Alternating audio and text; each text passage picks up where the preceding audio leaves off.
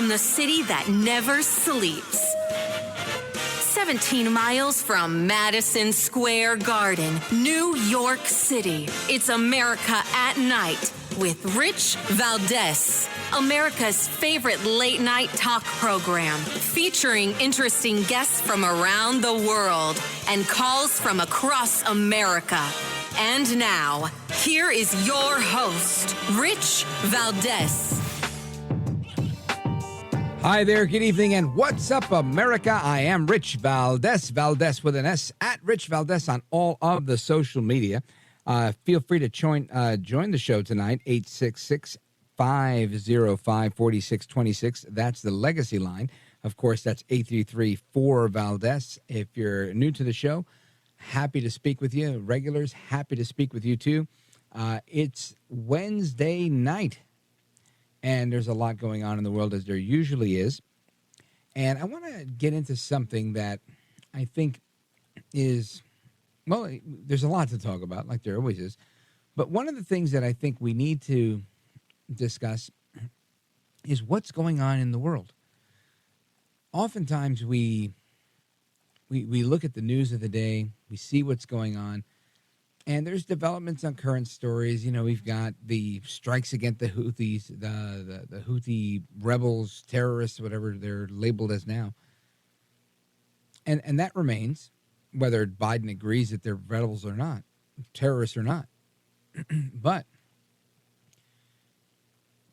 certain things don't change, and certain things do change. And one of the things I think that doesn't change is that there is a shift in our,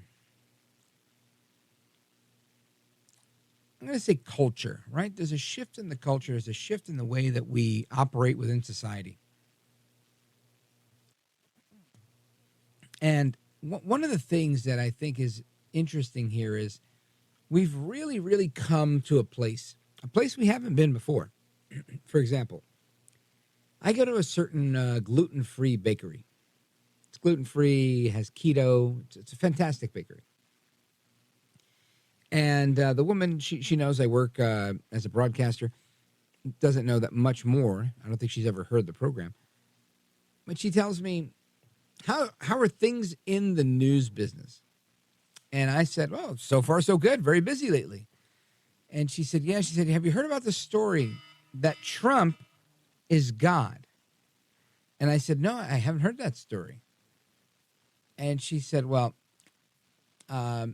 you got to check it out. I said, yeah, I thought you were going to say the historic victory that Trump scored in the caucuses in Iowa.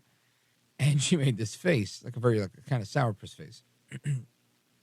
and she said, no, not that. And she said, no, there's people that actually think Trump is God. And so, you know, I've interviewed people that feel that Trump has been chosen by God to run for president, but I haven't heard of this story about Trump being God himself. And she said, well, you got to check it out because it's crazy. She said, it's the GOP. And I said, so you're not a fan.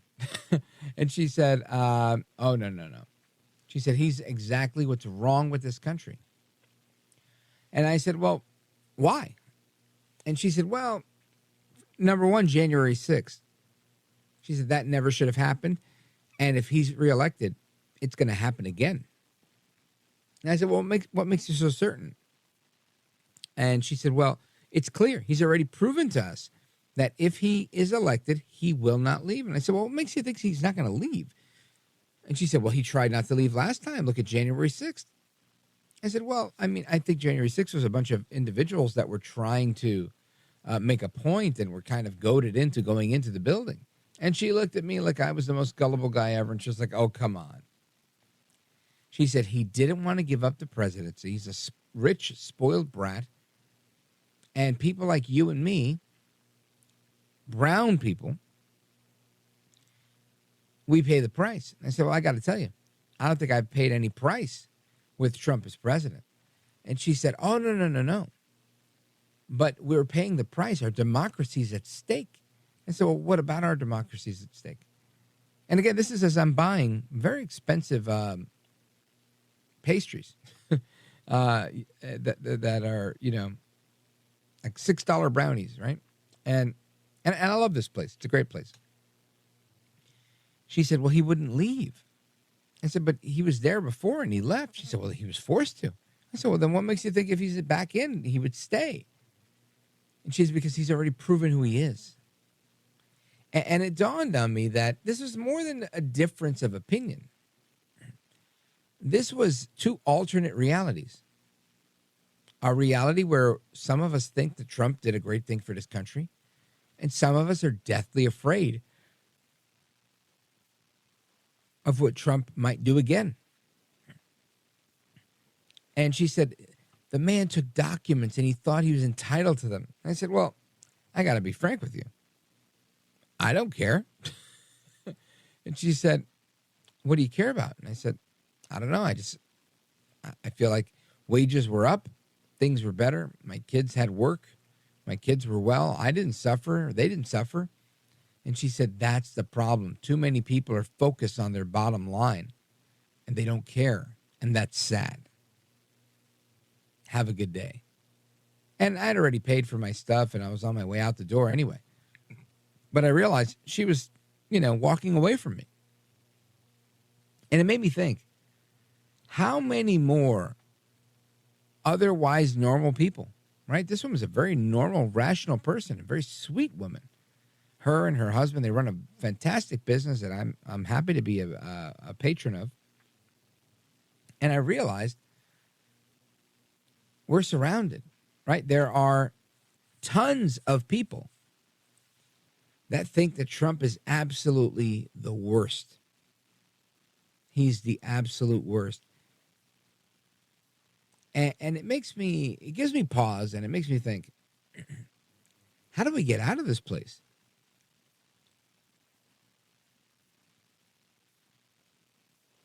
How do we get to a place where it's just my guy didn't win? Because that's what I said, right? Back in 2016, I said, look, my guy didn't win. Your guy won. Okay. Or I should say 2008 and 2012. I was celebrating in 2016.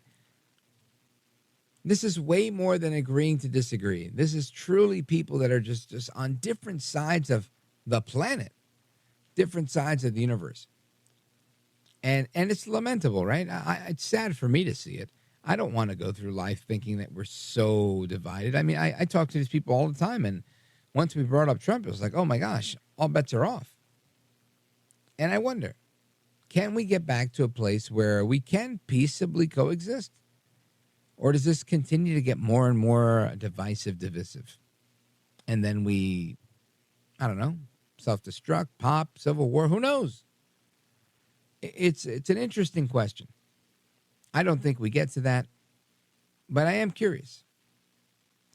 I'm also curious to know what is going on with Lloyd Austin. Good old Lloyd Austin, the Secretary of Defense. We're going to check in with our guest who's scheduled to be with us, Kash Patel, former Pentagon Chief of Staff, and find out what is going on. He's back. He was gone. And it seems like, I don't know, the White House didn't know. Anyway, more to come straight ahead, folks. Feel free to give us a call, 833-4-VALDEZ, 833-482-5337, 833-4-VALDEZ. This is America at Night with Rich Valdez.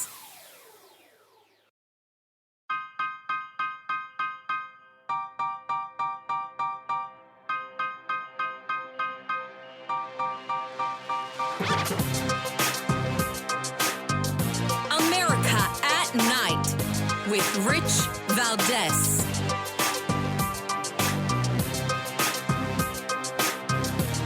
All right, America, welcome back, amigos. And I want to get into a little bit of discussion on what is going on. We've been speculating for days now about what is happening with Secretary Lloyd Austin, the Secretary of Defense. He was in the hospital. Now he's out of the hospital. They released a 911 call. And I don't really care about the 911 call, but I do care about whether the President of the United States, the Commander-in-Chief, even knows what's going on when the DOD Secretary, the SecDef, is out.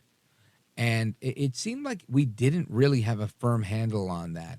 And I want to get to the bottom of that with somebody who knows the Pentagon very well, former Pentagon Chief of Staff during the Trump years, Kash Patel. He was also National Security Advisor to the House Intel Committee.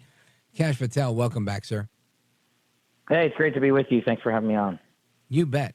So what's your assessment of what happened here? Was this business as usual when Lloyd Austin took sick leave and was in the hospital for a couple of days and managing the strikes against the Houthis, or was this something a little bit outside of the ordinary? This was the largest abdication of the responsibilities of Secretary of Defense in modern U.S. history. It was a grotesque failure and a violation of the law. And I don't say that lightly, but those are his actions. That's not our review of it. The Secretary of Defense, by the law that Congress passed and the 1947 National Security Act, has to maintain the national command authority with the President of the United States. That is 24/7, 365. They maintain lockstep for operational purposes in the nuclear deterrent. And when the Secretary, who is entitled to health care and take a vacation, does so, he simply informs the DOD staff and the Office of the SecDef, and we fill in the gaps with the appropriate personnel. But Secretary Austin lied to the President of the United States. His chairman of the Joint Chiefs of Staff and senior officials knew Lloyd Austin was going to be in the hospital and sidelined, and they collectively refused to tell the White House and their commander-in-chief that they were being sidelined. They threatened and jeopardized the national security of our country. And most importantly, they threatened the welfare of our soldiers on the front lines fighting and executing the decisions they are making. You cannot be an armchair bedside table Secretary of Defense. So why did this happen? Why did they choose deceit? Why did they choose to lie? It's simple. It's ego. They think that under this administration, with this type of media, who is so avidly against Donald Trump and anything pro-Biden, that they would cover up and lie for them. And they essentially have. Look what they've done. Joe Biden has come in and done a worse offense than Lloyd Austin. He has said he won't accept Lloyd Austin's resignation, even though that's the only thing that should happen. He says he has confidence in Lloyd Austin's ability. Confidence to do what? Start 3 world wars? How about launch and authorize an operation while the SecDef is sidelined that cost the lives of 2 U.S. Navy Special Warfare operators in the Red Sea just this past week? 2 American soldiers are dead because the incompetence and grotesque abdication of authority from this Secretary of Defense and this Commander-in-Chief, and the mainstream media has given them a pass for it. That's how absurd, that's how anti-America the mainstream media has become. They will write any lie so long as it benefits Joe Biden. Now, Joe Biden claims that he's been up to speed. He knows what's going on. I don't really have a lot of confidence that he's telling the truth. Kash Patel. Well, listen, as a guy who was a deputy director of national intel and delivered the presidential daily briefing, receiving the briefing in person at the offices of the Pentagon and at the White House is just a piece of the job. Lloyd Austin hasn't been in the Pentagon in 3 weeks, and he's not returning anytime soon. And I wish him a speedy recovery. But he also lied and didn't inform his number 2 in command. The Deputy Secretary of Defense, who could have gapped the sequencing of the National Command Authority, was on vacation in Puerto Rico, and Lloyd Austin didn't even tell her. So that tells you the level. It's not unintentional. They actually thought this thing through, and they told the ambulance to say, don't burn on the lights and sirens. They methodically thought this through and hid it from the world, and most importantly, hid it from Americans. And so when you say, oh, we could, he's getting intel from the bedside, that's not what you need in the Secretary of Defense, especially in a time of war which you caused with your disastrous national security policy. So, no, I don't believe Joe Biden when he says he's got a grasp on the situation. People are dying, and we're in 3 world wars. Now, Kash Patel, I know you spent some time in the Pentagon. You know this stuff really well. Lloyd Austin was there running this war, so he says, from his bedside. And we have this massive conflict. I think we've been hit now more than 100 times by different rocket fire, American troops on different bases. To me, it seems like we're in an all-out war. Yet Biden won't say that. The media won't say that. And they've only just started striking back against the Houthi rebels, and they weren't terrorists. Now they are terrorists again. What's up with that? Well, that's just it. If you can't label your enemy, you're never going to succeed. When we were in the Donald Trump administration, we named the Houthis an Iranian proxy force, a foreign terrorist organization, and got after it. Joe Biden cut them a check for $6 billion Now they're flush with money from Iran to conduct 135 strikes against U.S. military installations. And all you have to ask yourself is, what if this happened during President Trump? What if his Secretary of Defense went on leave, went AWOL, didn't tell the world, and lied to his commander-in-chief, and U.S. military installations were struck 135 times, and the Red Sea was imploding, and cargo vessels were being sidelined? That is a scenario that is a theater of war. What if 2 American service members died in trying to disrupt this conflict because of the abject failures of the SecDef and the commander-in-chief? We would be talking about a war. This is what we are in. It's too cute by a half for Biden to say nothing to see here while he sends his national security advisor over to Davos in a private jet with John Kerry to talk about climate change and globalism. That shows you where their priorities are. They don't care about the men and women on the front line, and that's my biggest concern. And that was Donald Trump's greatest concern, ensuring our warfighter the capabilities they needed to execute the mission. And now that we don't have that, what type of threat is this country faced with? I know I for one, don't feel safe right now. I feel like Joe Biden's out to lunch. Lloyd Austin is out to lunch. I don't know who's in charge of anything anymore. And it seems like Iran is doing whatever they want to do. It's a multifaceted, coordinated effort from our enemies. Iran, Russia, and China are fighting us overseas and our allies in the Ukraine, Israel, and the Middle East, and elsewhere. They are also feeding enemies of ours through our open, porous southern border, the invasion that's going on and has been going on for 3 years. And FBI Director Chris Wray and DHS Secretary Mayorkas have now finally admitted to Congress that at least 24 known terrorists have come into the southern border, and they don't know where they are today in the United States of America. Now, I believe that number is much higher because when you have 10 million illegals crossing, there's not only 24 bad guys coming in. But it's a coordinated effort amongst our enemies to seed someone in here. And my fear is that they are going to take action in America against America directly on American soil. So they've targeted us internationally and domestically, and all we have is a mailbox president and a bedside commander, Secretary of Defense, who tell the media that everything's just fine when it literally is on fire. Kash Patel, we just saw a historic win from former President Trump in Iowa. The Iowa caucuses, winning 98 of 99 counties, missing that one county by 1 vote. And while I'm impressed, right? I'm really impressed. I'm enthused. I'm encouraged. But I also sit here and I think this has got to light a fire under the seats of those that we call the deep state. What do you think we can expect next? Oh, the deep state has been ruminating for a long time. They're already putting out their disinformation campaign. Donald Trump delivered us something like never seen before in U.S. history, doubling up on everybody behind him combined and then some, because the reception from Iowans and Americans was, we want Donald Trump's national security and economic policies to grow and safeguard this country again. And so what you see in the media is these baseless rhetoric, cheap potshots, especially from Nikki Haley and the establishment rhino Republican class, that says Donald Trump is going to somehow be a dictator if elected again and hijack the military. Donald Trump's the one guy who safeguarded the United States of America and the military and the border and took care of our veterans, just to name a few things. But the media will print these lies and this disinformation campaign because they failed at Russiagate, they failed at January 6th, they're failing on the insurrection narrative, and now they're moving to the next one, and we must defeat them. Amen to that. Kash Patel, former National Security Advisor to the House Intelligence Committee, former Chief of Staff at the Pentagon, and the author of Government Gangsters. Make sure you pick up a couple of copies of that. Kash, thanks for being with us. Thanks for your insight. I appreciate it, my man. Thanks, my friend. Have a great evening. You got it. Folks, we're coming back to your calls and more. Don't go anywhere. I'm Rich Valdez.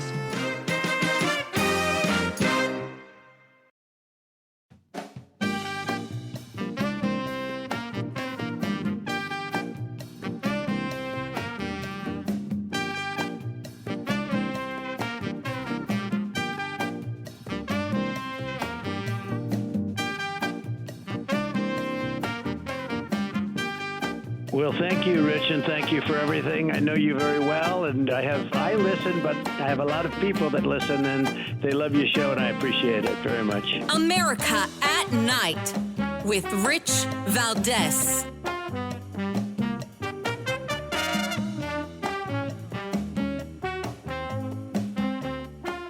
And on June 14th, 1946, God looked down on his planned paradise and said, I need a caretaker. So God gave us Trump. God said, I need somebody willing to get up before dawn, fix this country, work all day, fight the Marxists, eat supper, then go to the Oval Office and stay past midnight at a meeting of the heads of state.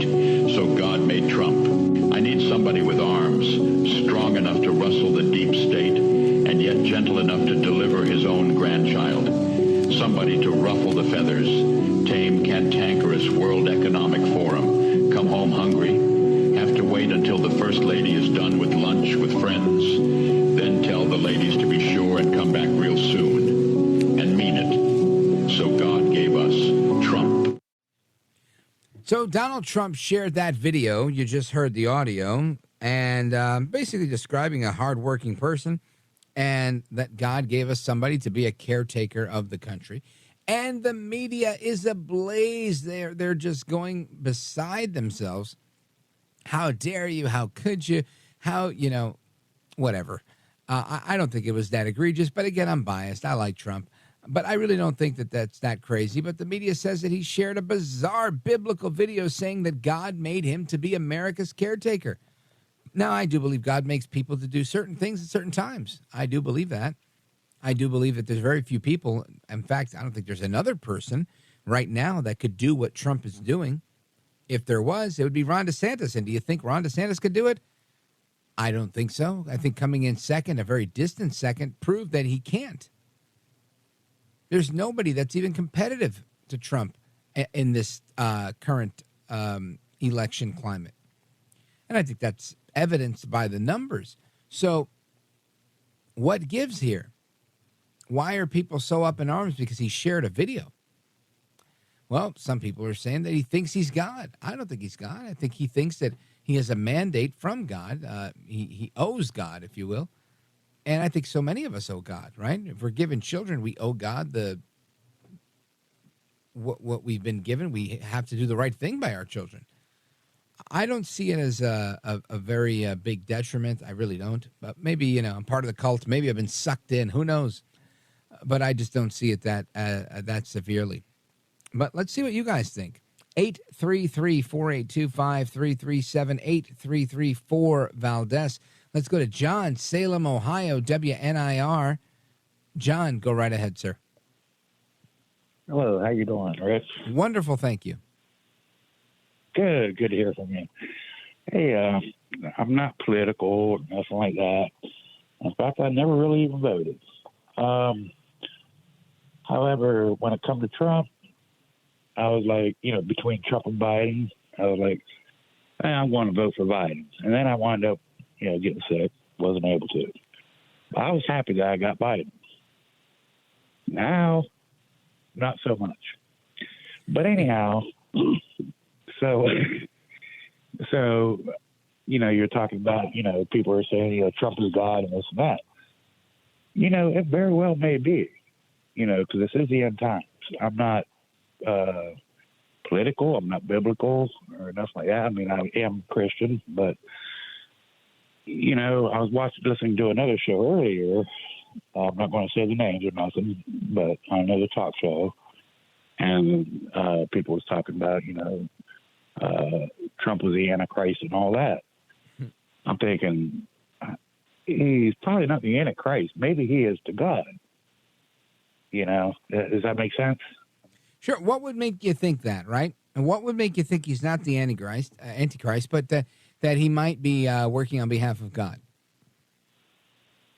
Well, because it's just the way everybody's dogging him, this and that, and he got the election, he got out, and now he's fighting his way back in, this and that, and he's not giving up. And he's, I forget what the verse is, but it says in the Bible, I forget something about it, but he'll be rejected, but he'll come back with a vengeance, or I forget, I don't even know what it is. But, it could very well be. So nobody's really right or wrong on it. But the people that are saying he's Antichrist, what if he is a God?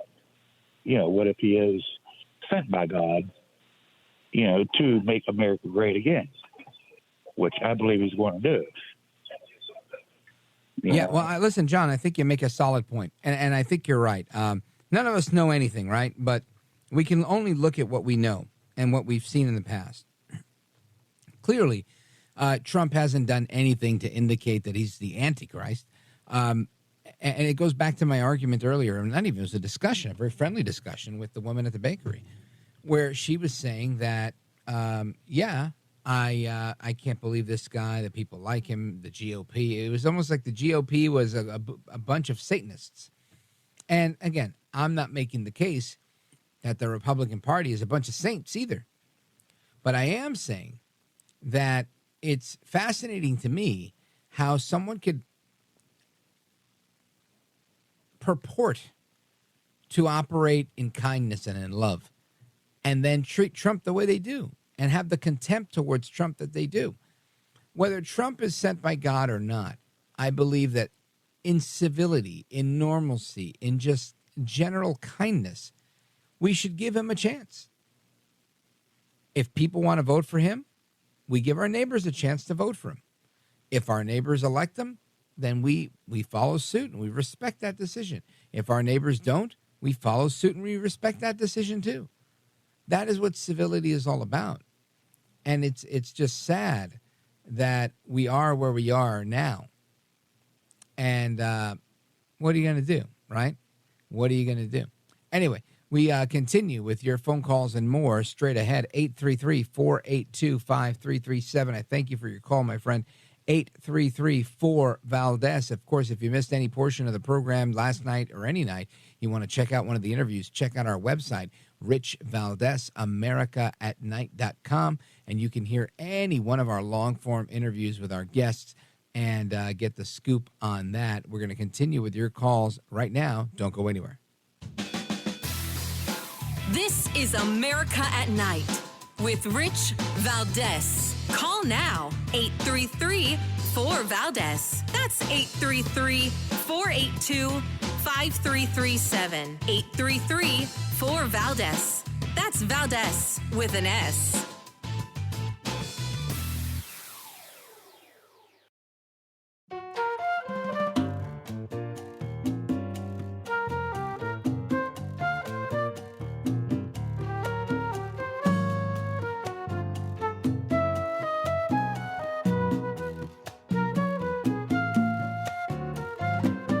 America at Night with Rich Valdez. And what are you going to do to stop the crazies? I am scared as heck. Yeah. Which is why I'm traveling our country. You know, there's an old saying that there are only two ways to run for office, either without an opponent or scared. So on all of those points, yes, we should all be scared. That, of course, is Vice President Kamala Harris on The View today, saying that she's scared as heck. We should all be scared about Trump being reelected. I want to get your thoughts and opinions on that as we move forward at the program. 833-482-5337, 833-4-VALDEZ. Let's go to Ben, Quincy, Illinois, WTAD. Ben, go right ahead. You're on with Rich Valdez. Yeah, Rich, honestly, All right, Ben, I can't hear you. Let's go to John. John in Middletown, Delaware, WDEL. John, go right ahead. Hey, Rich, how you doing tonight? Wonderful, sir. Thank you.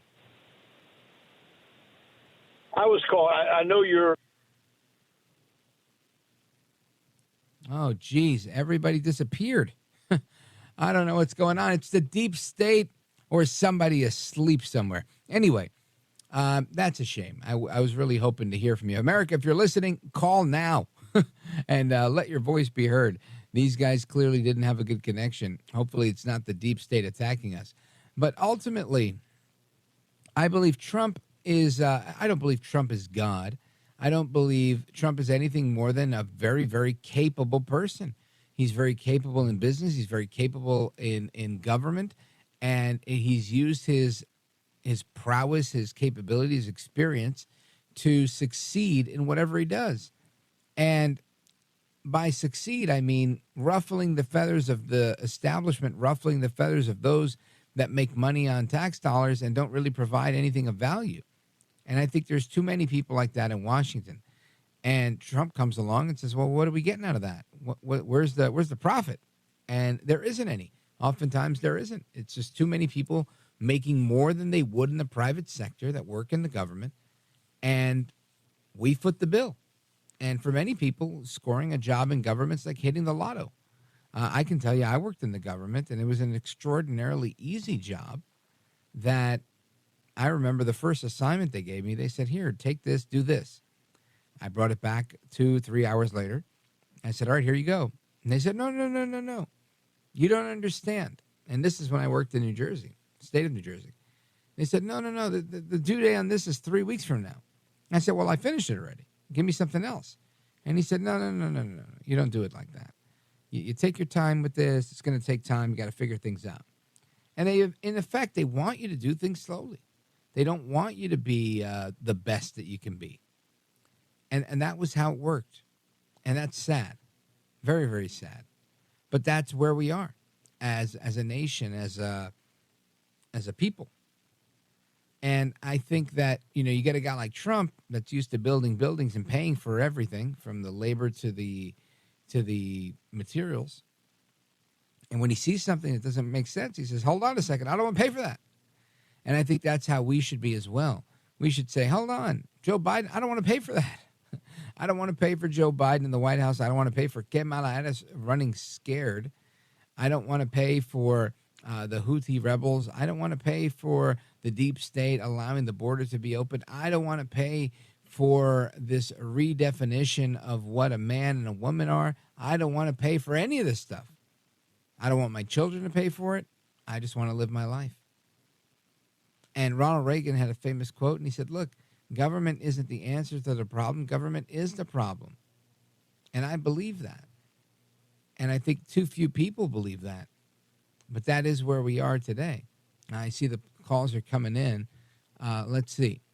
Let's go to Paul, Paris, Tennessee, WCMT. Paul, go right ahead. Your thoughts. Hey, Rich. Appreciate your show. Thank you. I know, Trump's the good guy, and I voted for him last time. I'll vote for him again, but I sure hope he doesn't make the same mistakes he did last time. At the inauguration dinner, right after he got elected, he gave the Clintons a standing ovation. And then he didn't get rid of Comey when he came in. And he just, it seems like he surrounded himself with, CFR people, and maybe he just couldn't do what he really wanted to do, but it just seemed like he was surrounded by people that led him the wrong way. Well, listen, I think that's a valid point.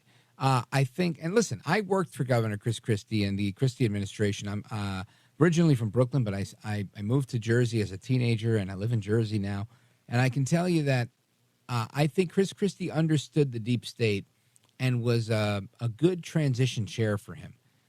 And when whatever issues arose where they said, we're getting rid of Christie as our transition chair, and we're going to have someone else that didn't really know Washington, didn't really understand the deep state, I think that was a tactical error. And we've continued to see how that goes, right? Christie's still a thorn in his side up until a couple of days ago. So I'm with you. I think that Trump has to be extraordinarily shrewd and wise to make sure that the people that are around him are not the Rex Tillersons of the world and the James Comeys of the world. Granted, I agree with that. I also get that politics is politics, and it's not a dictatorship as much as the left would like you to believe that. It's just not. He's not going to be able to appoint a dream team. He does have to work with the Senate. He's got to work with McConnell. And it's these factors I think people lose sight of where, I always say Trump to me was the first talk radio president, right? He spoke like he had a talk radio show. Imagine El Rushbo, Hannity, Levin, anybody that has been on talk radio for decades, getting elected to president. That was Trump. He was saying everything that they would say on the air, And people resonated with that. The reality, though, is Congress doesn't resonate with that. The deep state doesn't resonate with that, right? The establishment, the administrative state, they just don't. And there's a game to be played. There's a dance to be had. It's kind of like, if you've ever courted a woman, you may want to date a woman and she may be remotely interested, but you've got to learn how to do this dance with her.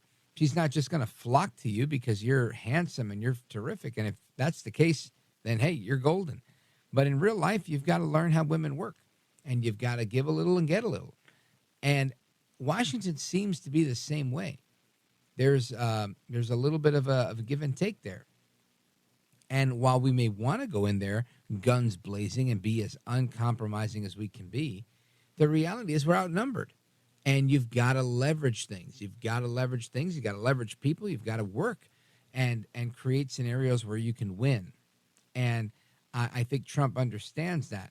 I'm not sure that he was in a position to win in every one of those positions. So I think he played his cards as best he could, but hopefully coming in this time, he'll have a better understanding. He'll have his guard up and be a little bit less trusting of people. But excellent point, Paul, in Paris, Tennessee, WCMT. Big shout out to you guys. Folks are coming back to the rest of your calls. We got calls from, North Carolina, Vermont, and Ohio coming your way straight ahead. Don't go anywhere. I'm Rich Valdez. This is America at Night with Rich Valdez.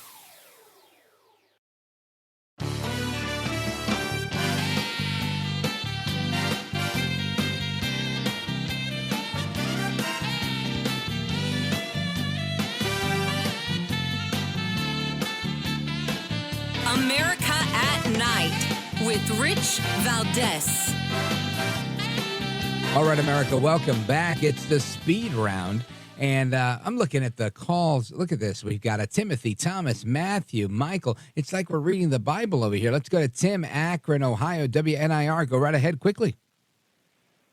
Hi, Rich. I just want your opinion on something. Oh, geez. Now I don't hear you anymore, Tim. It's the second time this happens tonight. I think it's our system, not you. I'm sorry about that. Let's go to Thomas in Williston, Vermont, WVMT. Go right ahead, Thomas.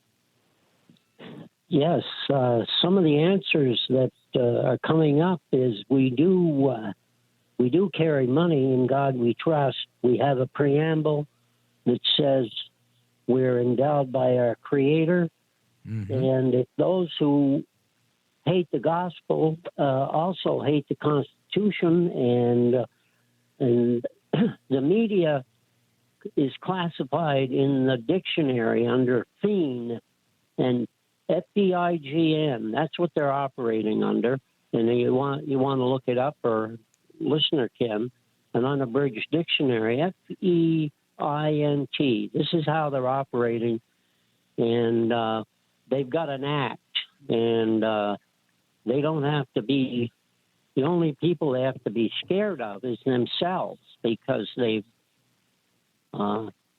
proposed their lies, and now they have to keep it up. So, well, it seems that that's always the case with the deep state, right? They only have to fear themselves. They don't care about the people. They don't respect the people. They don't care about the government. They only care about the people that have power over them.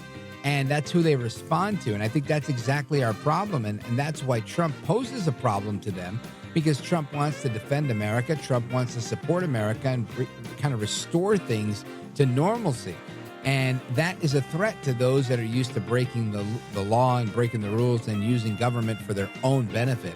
Thomas, thanks for the call. Matt, big shout out to you. Hang on, folks. We're coming back. Don't go anywhere. Rich Valdez.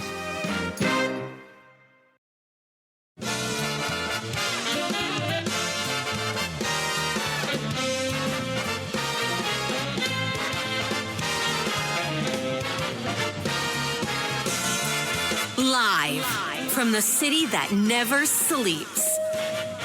17 miles from Madison Square Garden, New York City. It's America at Night with Rich Valdez. America's favorite late night talk program, featuring interesting guests from around the world and calls from across America. And now, here is your host, Rich Valdez.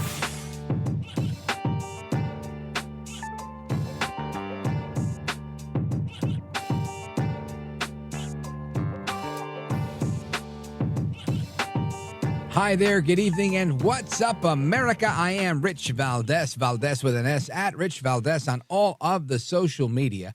Welcome to the program, hour number 2. If you want to join our late night national town hall conversation, feel free to give us a call, 833-482-5337-8334 Valdez. And the 911 call for Lloyd Austin was released, and his wife asked EMS to be subtle while en route to the hospital, turning off the ambulance lights and whatnot. Some suggest that this was him knowing that he was doing the wrong thing. Others say it was just, trying to not attract attention. Either way, I can tell you that what happened here, not a good thing. I'm glad he's doing better, but America deserves better. And we talked about that with former Pentagon Chief of Staff Kash Patel. If you missed that, make sure you check it out at americaatnight.com. Rich Valdez, americaatnight.com. And the Biden administration also flagged some transactions containing the terms MAGA and Trump. We're going to talk about that the next hour, because just imagine the federal government reaching out to banks and saying, hey, look, any transactions that say Trump or MAGA need to be flagged and notified to the government. Just imagine that. If you donated $50 to the Trump campaign to get yourself a MAGA hat, the government now knows what you're doing with your vote, with your money. That's crazy. We'll talk about that in a little bit. Then a judge denied the motion to dismiss charges against Daniel Penny in the New York City subway chokehold death. You remember he's a retired Marine that put someone in a rear naked choke to subdue him when he was threatening people on the train, and that continues to go on, that saga. New documents are showing that COVID was sequenced weeks before China disclosed its existence. This one I can tell you, true as everything. I remember my brother came home one day. He was working in the city, and he said, everybody at my job has this hacking cough, and I don't know where it's from, but it seems weird. And he had this in late November of 2019, and we didn't know about COVID until like January 2020. So he was sick all December. He was in bed for like 3 or 4 weeks, and it was clear that about it. So I totally agree with what's going on here. And there's also some reporting on the black vote. And the black vote and Joe Biden's handle on it. And we're seeing a lot, right? I mean, you got this NBC News just about a month ago. Black voters are souring on Biden. USA Today. Black, Hispanic, and young voters abandon Biden, according to new poll. January, just 7 days ago. Why Biden is losing some black voters. UK Guardian. ABC News. As Biden makes an appeal to black voters, they share differing views. Again, that's also about a few days ago. Associated Press last month. Biden needs a new approach to black voters. Seems to me like Biden's in a jam when it comes to African American voters in this country.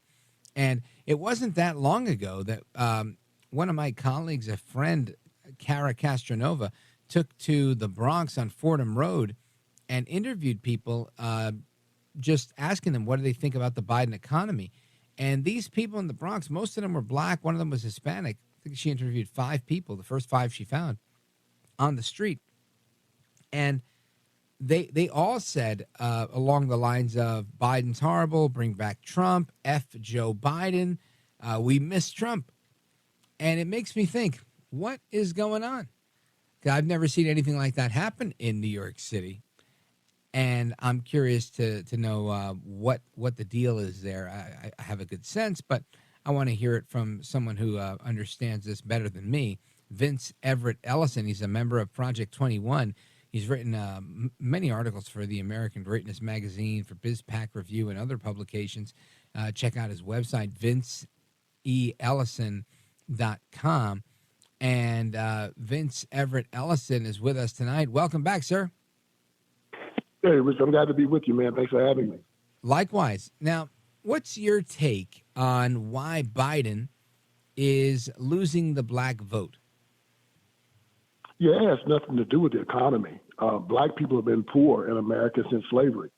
Matter of fact, one of the reasons why most black people vote for the Democratic Party is because they think the Democratic Party is for the poor. And the Democratic Party gives away a lot of free stuff. So, and they still do. So it has nothing to do with the economy. That's right. A middle class, upper class thing. The reason why black people are turning on Biden and the Democrats is because Biden is the first Democrat that ever took off the mask and let black people know that he's anti-Christian. Right now, the Democratic Party is proud of the fact they are the party of transgenderism. They allow drag queens to go into public schools and shake their behinds in children's faces. They want to take the Bible out of school and put for pornography in the school and then say that we're banning books. They want to transition children without their parents' permission. The child can leave the house and with pants and a shirt on can go to public schools and put on high heels and a dress and change back and go home, and the school won't tell the parents nothing about it. Matter of fact, they'll help the child transition. Help him. They will actually take the child to school and castrate the child and won't tell the parents nothing about it. They'll send this child to school and give them birth control and have them have abortions at the school without the parents' permission. See, they used to lie about this. Now they're proud of it. So the LGBTQ groups have taken over the Democratic Party and said that y'all been hiding us for the last 40 years. Now it's time for y'all to take us to the prom. Y'all going to stop lying about us, and y'all going to tell us and y'all going to tell America that we are your date. And now they are telling black people about all of this, and they don't like it. And if you want to find the most macho people in America, you go down to the ghettos and talk to black men. And you tell them that the public educational system is taking their son and castrating them and calling them a little girl, taking little girls and cutting off their breasts and calling them little boys, aborting children up to the 9th month, allowing all these illegals to come across the border, bringing fentanyl into their communities, taking the jobs away, taking space away from their children, and then they say they want to defund the police and take your right to defend yourself and protect your family away from you. All of this is coming to a head, man, and it's because of people like you and me that they know about it. It's not the Republican Party that's telling them this. Mm-hmm. It's you telling them. It's me telling them, and they're hearing it. And they're turning away from Joe Biden because they can't deny it no more. We got it. We put it on the internet. We put it on X. We put it on Facebook. We put it in their faces, and they see it, and they can't deny it. So the Democratic Party is an evil institution. It's a party that's controlled by a cabal of perverts, liars, psychopaths, and anti-Christian bigots. And because of that, the black community is leaving them. Wow. I wish I could say I think you're nuts, Vince Everett Ellison, but I think you're actually onto something. I think you're actually spot on. I think that's 100% right. I can tell you, look, my dad's old school Puerto Rican guy, God rest his soul. And what you said about going into the ghetto and finding a black man, I mean, that sounded like, going into the bodega and finding a Puerto Rican man. Oh, yeah, yeah. Puerto Rican's the same way. Exactly. Macho guys, man, they don't play that crap. And when you start talking about messing with their children, you're taking it too far. Yeah, it's on there. And that's what they've done. They started messing with these people's children. You can come at me, you can come at you. They can't harm us, but you messing with my child? Oh, no. You're taking that too far, and that's what they've done.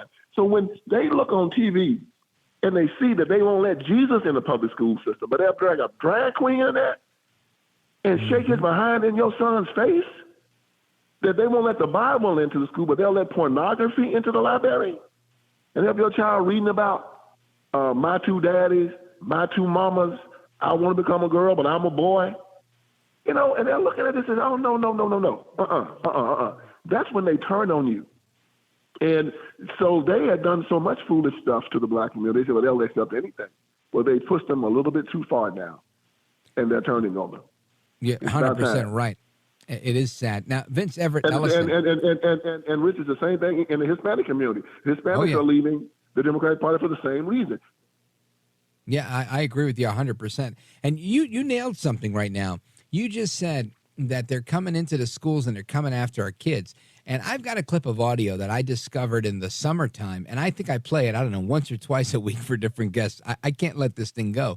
It's a woman named Stacey Robustelli, and She works for this organization called High Tops, and she's very proud of the idea that they go into public schools and they convert your kids from 5th grade to 8th grade. But she says that the ideal time to get them is from kindergarten to 3rd grade. And it's just crazy to hear this stuff. And when we come back from the break, I want you to hear it. Folks, we're on with Vince Everett Ellison. He's a member of Project 21. He's written numerous articles for American Greatness. He's produced documentaries. We've had him on the show before. This guy's fantastic. He tells it exactly like it is. And we're coming right back with him. Don't go anywhere. This is America at Night with Rich Valdez.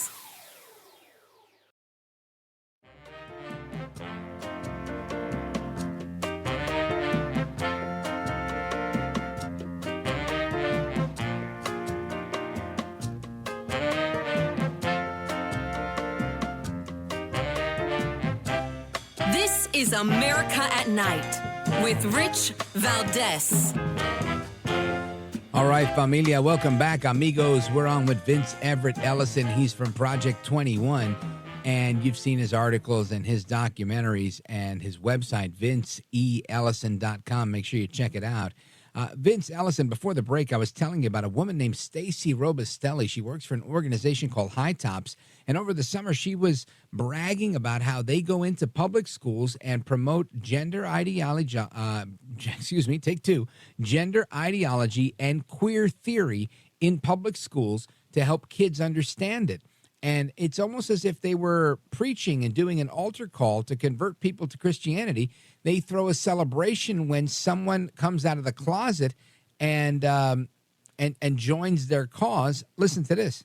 The most critical time to be there is grades 5 through 8 because you want to catch kids when they're starting puberty, because that's the time in which identity formation is central to their lives.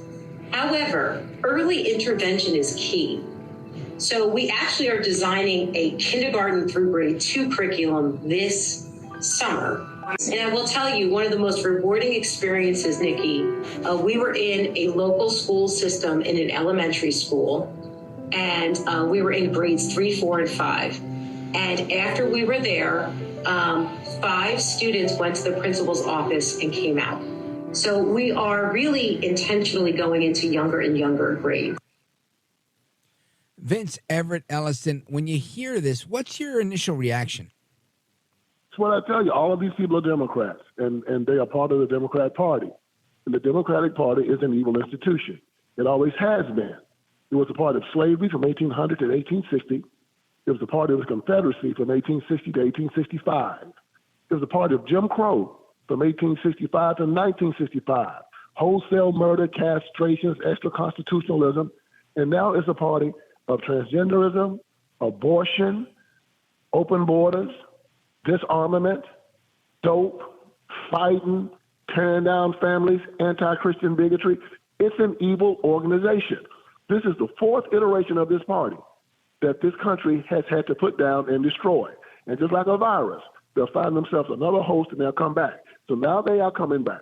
And they are now morphed into this transgender movement and another way to destroy America. And the American people are finding out that this isn't just a bunch of freaks and weirdos out there. This is an organized. This is an organized group of people with a lot of money. They got billionaires behind them. As a matter of fact, they have these pharmaceutical companies behind them right now. I saw this great statistic that said that 47% of all trans people have HIV, and 62% of all black trans men have HIV. And one of the people that are pressing this transgender movement are the people that give the drugs for HIV people. So their main motivation is to make sure that people get involved in this lifestyle so through Obamacare, they can continue to give them HIV drugs and medication. Also, they have started to find that since Obamacare will pay for these transitions and these operations and will pay for your hormones until the day that you die, they are now trying to motivate children and trying to create more trans people. Because for every trans person they create, they have to hook them onto these hormones till the day that they die. And the pharmaceutical industry, because the federal government pays for it, they make money. So this is a money-making scheme and a money-making operation now. And this is why The amount of transgender youth in America has doubled in the last 5 years from 150,000 to 300,000. And it's all behind the Democrat Party. And anybody out there that's voting for the Democratic Party, you got to understand that you're putting your soul in jeopardy. You are putting your soul at hazard to vote for a party that tells you that they're going to abort children until the 9th month. They're going to castrate little children.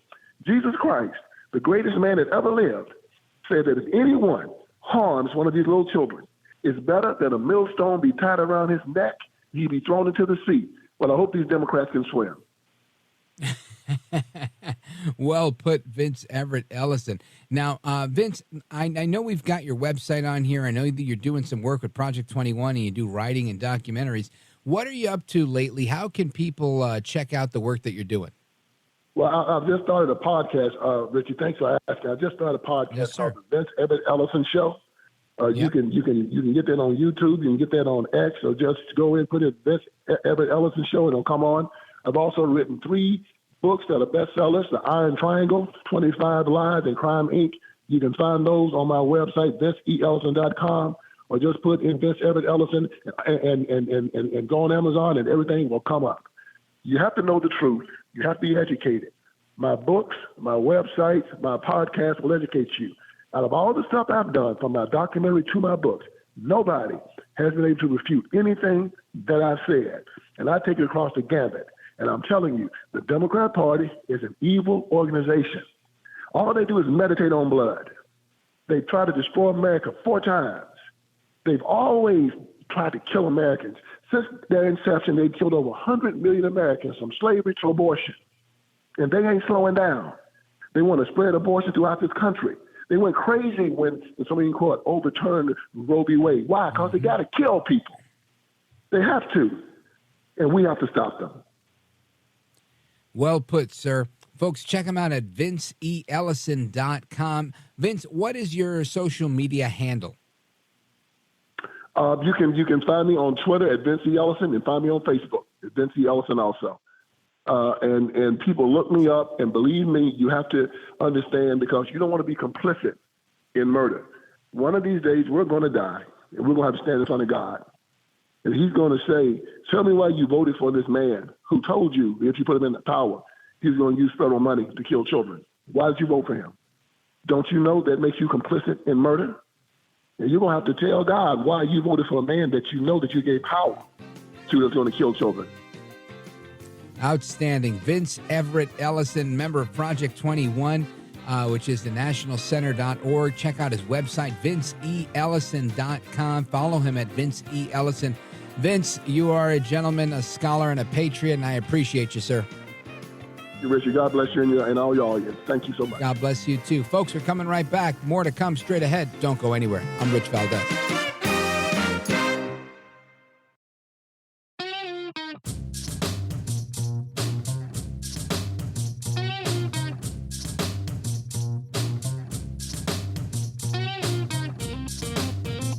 America at Night with Rich Valdez. All right, America, welcome back. We continue our discussion on the topic of taking action. Now, this is an interesting one because so many of us like to procrastinate. So many of us like to think of things and not take action on those things. And Boris Blum is a performance consultant. He's an expert in the area of the art of taking action. And he's with us now to discuss exactly how each of us can do that, to take action, because so many of us feel like there's not enough time, right? There's never enough time. But he's got a free online course called The Art of Taking Action, Tips to Get It Done. And whether you're starting at a very slow pace, or you've got a very long to-do list, or you're racing speed and your New Year goal is to get your work done, he can help. So I want to welcome him to the program. Boris Blum, welcome, sir. Thanks for having me. Oh, it's my pleasure. Now, this is one of those things where it's like point of personal privilege, right? This is something I struggle with. Before Christmas, I was in the gym, 3 days a week, doing the treadmill, probably burning about 500-600 calories each time. maybe sometimes 450. And I think my best ever was like 800 calories doing some treadmill and some Stairmaster. And New Year's came around, and like everybody else, I just never made it to the gym. Haven't been to the gym all year.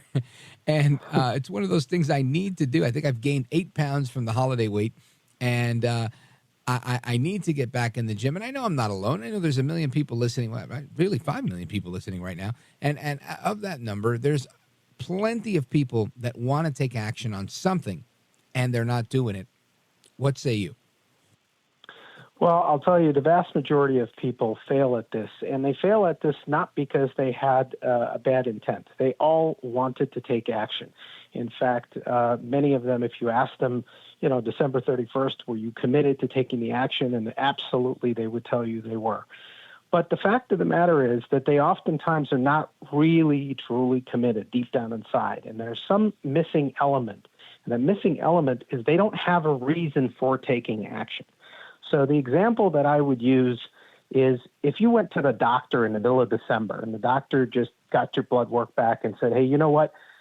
I think you got a problem. If you don't take care of this health issue, you're likely going to lose 5 or 10 years off your lifespan. That would create, significant frustration for you and motivate you in such a way that it's much more than just simply saying, hey, I want to lose weight. I want to look better in my new jeans or whatever it is, right? You're going to have this motivating reason that is going to drive you to take that action. And that is the key. Most people don't take the time to think through what it is they're trying to accomplish and why. So they never develop the reason. And without that reason, you're not likely to follow through. That's a sad truth. And I think so many of us deal with that. But that's kind of where we are, right? So what is the obstacle? Is it fear of failure? Is it people's lack of motivation? Is it a combination thereof? What say you on that topic?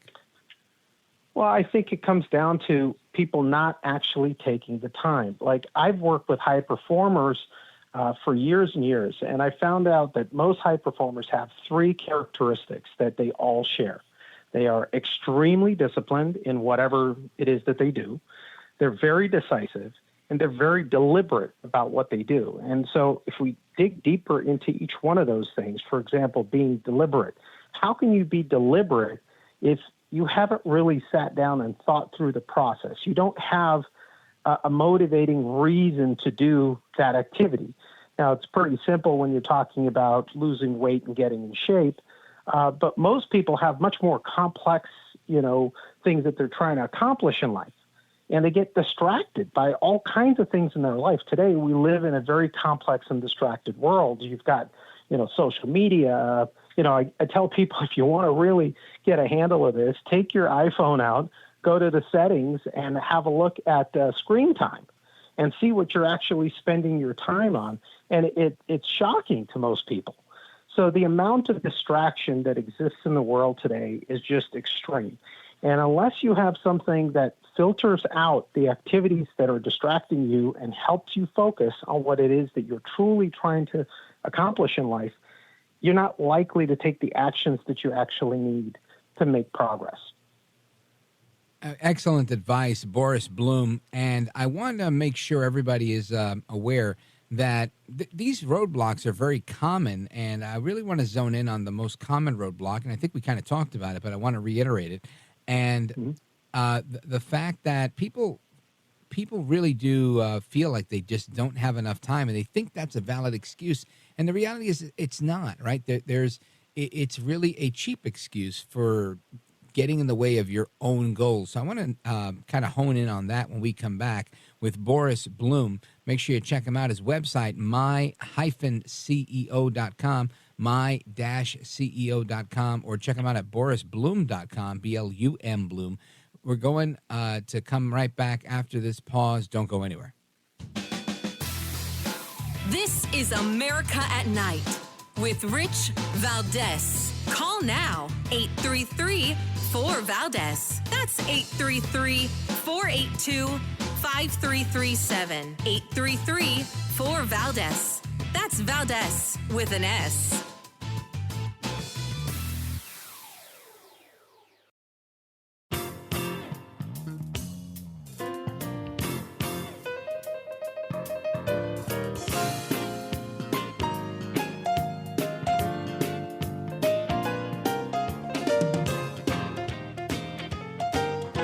America at Night with Rich Valdez. All right, America, welcome back. And we're talking about people procrastinating and not taking advantage of the opportunity that's before them. Oftentimes, we find very common roadblocks that people face when they look at their to-do list, for example, such as not having enough time and making that seem as if it's a valid excuse. I know I do this all the time. I make a to-do list. I don't even remember I have a to-do list. And when I do remember, I'm like, I don't have time for that stuff. So I want to get with our guest, Boris Blum. And he's a performance consultant, and he's got this this online course that you can take called The Art of Taking Action. And Boris Blum, I want you to help us zone in on the most common roadblock that people face when trying to take care of their to-do list. Well, most people think that this comes down to time management. And, if you really think about that concept, time management has nothing to do with it. You look at the highest performing business leaders, athletes, you name it, they all have the same amount of time. So I always say that average people manage time, but successful people manage focus. It's all about focus and energy. And so we all have a limited amount of bandwidth before we start to burn out. And if we're going to focus on the things, we have to focus on the things that are going to make the biggest difference for us. Now, oftentimes, we're used to putting together a list of to-dos. And, we want to check off as many things on that list as possible. So normally, you check off the things that are the easiest, the quickest to get done. But those are oftentimes the things that you shouldn't be doing. They're the things that are going to get the least value for you, and the most difficult things that you should be handling first are the ones that are going to give you the most progress. So that's what I find as one of the techniques is to hone in on less. Less is more in this conversation, and simply do the things that are most valuable to get progress towards whatever goal you're trying to accomplish. What do you say to somebody that says, look, I just don't have enough time? Well, you have to look at your schedule. What time do you control? Most people, they have a job, they have a profession, and, let's say it's 9 to 5, and somebody else is pulling the strings during those times. So you might have limitations around what you can do for part of your day. But what are you doing outside of work? It's the other 4, 6, and sometimes 8 hours a day that simply get wasted. It's not a question of having enough time. It's a question of having enough focus and direction around the things that are important to you. If watching Netflix is important to you, then something else is falling off. Now, nobody would admit to the fact that, hey, scrolling through Facebook or watching Netflix is something that's important to them. But that's what oftentimes people do. So it's about setting priorities, setting standards for yourself, and doing it. I've worked as an optimal performance consultant. I've worked with really high-performing athletes, business leaders, and when you talk to them about how they do the things that they do on a day-to-day basis, it's not just while they're on the court or while they're involved in their professional lives. These individuals have significant routines and rituals that they've developed that keep them focused on the things that are most important. And it keeps them away from all of these other distractions. When you don't have routines in your life, anything will get in the way. Your wife says, hey, can you pick up this stuff at the supermarket to bring home? Sure, I'll do that. And, you start adding things to your list, and there's no end to it. So you have to set some standards. You have to be able to say no to certain things. So what, and I think you just kind of laid some of that out, but for those who are listening who really struggle, me, how do you stop wasting time and focus on what's important? Well, it is determining what is important that is the crux of the matter. Like, if you don't deliberately sit down and think about what it is that you're trying to accomplish in life, and then break that down into a series of activities that you need to do, it's never going to happen. And, oftentimes what makes the difference is what you say no to. It's not what you say yes to. We all want to say yes to everything. Your friend calls up and says, hey, let's go hang out. Let's go to the ball game or something. Or, your spouse may ask you to do something. all these types of activities are things you naturally would want to do. You're not going to say no to these individuals that are part of your life. And I know it's difficult, but the only way that you can say no to something is if you have a real reason to say no to them. You have something that's much more valid and important. And oftentimes we haven't determined what that is. So the default is you say yes to everything, you become overloaded and overwhelmed, and you don't make progress at the end of the year towards your goals, and you're looking back wondering what happened to the year. Folks, we're on with Boris Blum, B-L-U-M. He's a performance consultant. He's an expert in the art of taking action. And you got to check out his website, borisblum.com. He's also got a website, my-ceo.com. And when we come back, I want to talk a little bit about what some of the top habits are that the top performers have. I know you've worked with them, and you've mentioned that they prioritize certain things, and I think it's those priorities that many of us need to hear in order to be able to move forward with our to-do list or going to the gym or whatever it is that's on the back burner and kind of move it to the front burner and make it a top priority. Folks, don't go anywhere. We're coming right back with Boris Blum. This is America at Night with Rich Valdez. Call now, 833-4VALDEZ. That's 833-482-5337. 833-4VALDEZ. That's Valdez with an S.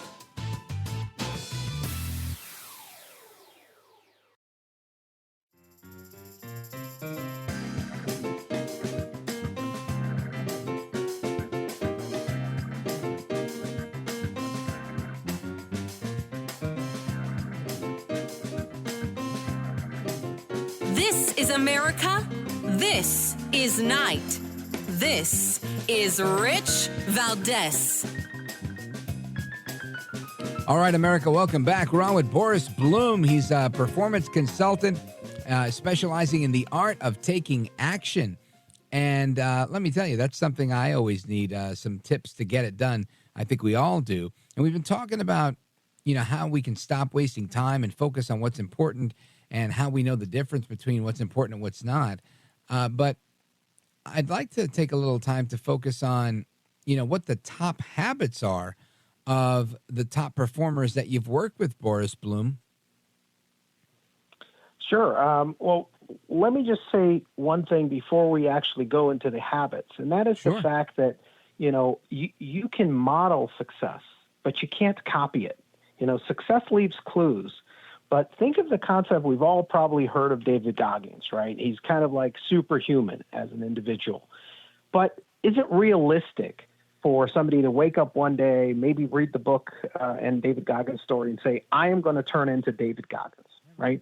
The likelihood of that actually occurring is not good. And it's setting yourself up for failure because you're comparing an outcome that is not a likely outcome. Life is about probabilities, not certainties. And if you want to get higher probabilities that you're going to actually be able to execute on things, you have to be realistic about what it is that you can actually accomplish. So in creating routines and habits, the first thing you have to determine is what are the things that you want to model, things that you actually would execute on and intuitively enjoy. Let's say that you enjoy writing. Well, a lot of people that I know that are high performers, they do journaling. And you might say, well, okay, how's that going to improve your situation? Well, unless you inspect your life and really think through what it is you're trying to accomplish, you're not likely to take action towards it. And so your journal becomes that record keeping. It becomes your way to kind of introspectively look at how you're making progress in life. So journaling is something that I see a lot of top performers really focus on. Most top performers have a very specific morning routine. They don't just wake up in the morning and say, well, okay, let me get my cup of coffee and decide what I'm going to do today. They're very deliberate. They've structured their day, probably the night before, and they know exactly what are the three things they want to accomplish that day. They don't overload themselves, and that morning routine is what gets them started. Now, for some people, that morning routine may include things like exercise and, cold shower or whatever. For other people, it might be reading. It depends on what it is that works for you. But you need to model these types of activities that are going to help you figure out what it is that you're trying to focus on. Now, the key to all of this is something I call guiding operating principles. At the end of the day, it's the blueprint for a life full of, fulfillment and success.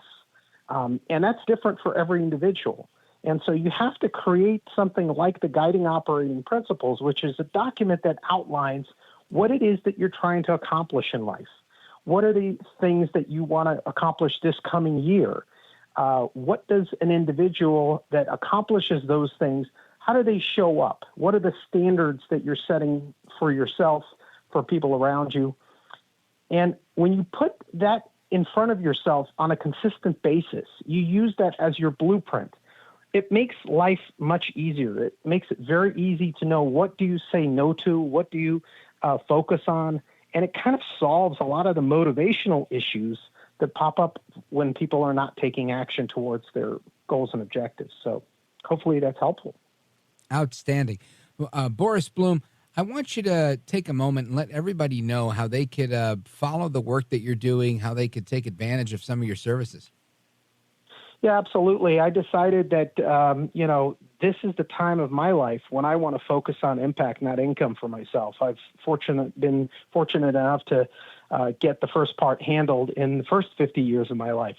So I decided as a community service to build what's called a productivity challenge. And they simply go to my website, borisblum.com, BORISBLUM.com. There's no charge. It's absolutely a free community service. They can sign up for the challenge and engage with me. I give people feedback through the challenge. And it's a 6-week course, and it's absolutely free. So you got nothing to lose. If you don't take any action towards it, it's on you. Right. Nothing happens if you take no action. Folks, we're on with Boris Blum. Again, his website, borisblum.com. Boris Blum, tell everybody how they could find you on social media. Yeah, I'm on LinkedIn, easily found on there, or you can go to my-ceo.com, which is the company, the global independent consulting network that I'm the CEO and founder of that company. But feel free to go to borisblum.com. It's probably the easiest way. And then my information's all there. And again, the course is free. It's called The Art of Taking Action, Tips to Get It Done. And again, whether you're starting a very long to-do list or you're racing full speed ahead towards your New Year's goals, give them a call. Check it out. BorisBlum.com. Boris Blum, I want to thank you for being with us tonight. I really appreciate it. Thank you for having me, Rich. You bet. All right, folks, Open Phone America's coming up right now. Don't go anywhere. The phone number is 833-482-5337. 833-4-VALDEZ. Don't go anywhere. Coming right back.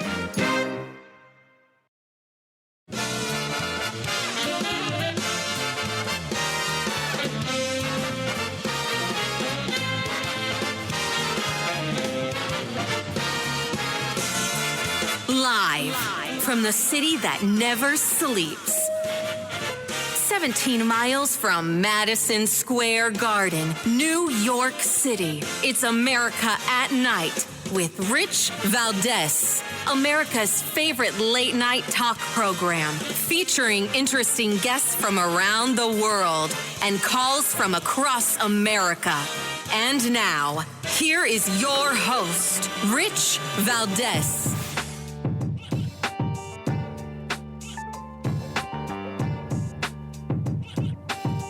Hi there, good evening, and what's up, America? I am Rich Valdez, Valdez with an S, at Rich Valdez on all of the social media. Your liberty-loving Latino amigo, welcome back. Hour number 3 of our program. This is the hour that we call Open Phone America, and you get to join our late-night national town hall conversation if you want to do so. Here's the number, 833-482-5337, 833-4-VALDEZ. And there's a bunch of interesting things I want to talk about tonight. So far, we've talked about getting off your butt and doing what you got to do. We just had that conversation. We talked about how Biden's losing the black vote. We discussed that a little bit earlier. And we talked with Kash Patel at the top of the first hour about how the president is totally in the dark about what's going on with Lloyd Austin, the Secretary of Defense, and everything that's happening with the current conflict with the Houthis. And it reminds me of an audio clip that we just heard, that we're about to hear, that I just read the transcript for. And it's John Kerry. He was on Bloomberg News today, and he says that he's supporting Biden because Biden prevented an outbreak of war. Now, I know, hold on, don't laugh just yet. Let's give John Kerry, former senator and current energy czar, an opportunity to set the record straight, right? Let's hear him out first. Listen to John Kerry. I will campaign for President Biden. I will certainly, because the stakes could not be higher for our country, for the world. The stakes are as high as they get, and as high as I've seen in the course of my public service. So I am going to campaign very happily because I think he's done a terrific job. He's shown experience. He's kept us from, having a complete breakout of uncontrolled war in many regions. But at the same time, he stood up for American values, global values, universal values, for America's obligations with respect to Ukraine, the Middle East, and elsewhere. Holy moly. Hold on a second. Ay, bendito. I don't understand what's happening here. Now, you tell me, what outbreak of war did Joe El Baboso Biden prevent? This is what I want to know. I can't imagine anybody saying that Joe Biden prevented us from getting into war when we've been hit 135 times by rocket fire all over the Middle East. The Houthis and all the rest of their friends that hate America. You've got Russia invading Ukraine. You've got Hamas attacking Israel. I mean, which outbreak of war is it that John Kerry speaks of? When he says he's done a good job doing what? Getting inflation to a 43-year high and then bringing it down slowly? Making jobs report claims that you've got all these jobs and then saying, oh, my bad, we got to adjust the jobs report? Or multiple jobs reports, because I think they had to adjust every single one but 1 month. What exactly is Joe Biden doing a good job at? Showing weakness? Having a first son that's under federal indictment, federal investigation, and about to get a contempt of Congress charge? Please help me understand. If you are a supporter of Joe Biden's, please call the phone number 833-4-VALDEZ, 833-482-5337. I want to know. When John Kerry says that he's supporting Biden because he prevented an outbreak of war, he's going to campaign very happily because he thinks he's done a terrific job. He's shown experience. Experience doing what? Extorting the American government by way of foreign aid? Using his son as a bagman at Burisma and CFC and these other Chinese companies? What is it that he's shown experience in? I don't see it. Standing up for American values? What are these values you speak of, Senator Kerry? Global values? What the heck is a global value? Universal values? What's a universal value? The 10 Commandments, I would hope. Thou shalt not kill. Okay, maybe. How did he stand up for that? American obligations with respect to Ukraine and the Middle East and elsewhere? How is he doing that? I'm lost here, genuinely lost. And if you want to help me understand how Biden has done well on these topics, great. Give us a call. I think he's full of it. Now, there's a bunch of audio I want to get through tonight. I want to talk about the president of Argentina, who's been critical of the Western world, and I think he's right in his critique. I want to talk about the World Economic Forum. And I also want to talk about something that AOC all-out crazy, Alexandria Ocasio-Cortez, our least favorite congresswoman from the Bronx and Queens, had to say with respect to the southern border. So I also want to invite you to call the show as well. 833-482-5337. About to get to your calls momentarily. But it really does beg the question that this whole thing is kind of like crazy. right? Earlier, we heard Kamala Harris say that she's scared as heck, and we should all be scared as heck about Trump being reelected. And I'm thinking, I'm not scared of Trump being reelected. I am scared of Biden being reelected, and people like John Kerry saying that he's doing a great job. Absolutely astounding. Absolutely astounding. Now, this is not the only one, right? In addition to John Kerry saying that he's backing Biden, now you've got former President Barack Obama saying that our democracy depends on you. You've got to help Joe and Kamala. Joe El Baboso Biden and Kamala Harris are pulling out all the stops, bringing in the big guns. Barack Hussein Obama, listen to this. Our democracy depends on you. It really does, folks. That's no joke.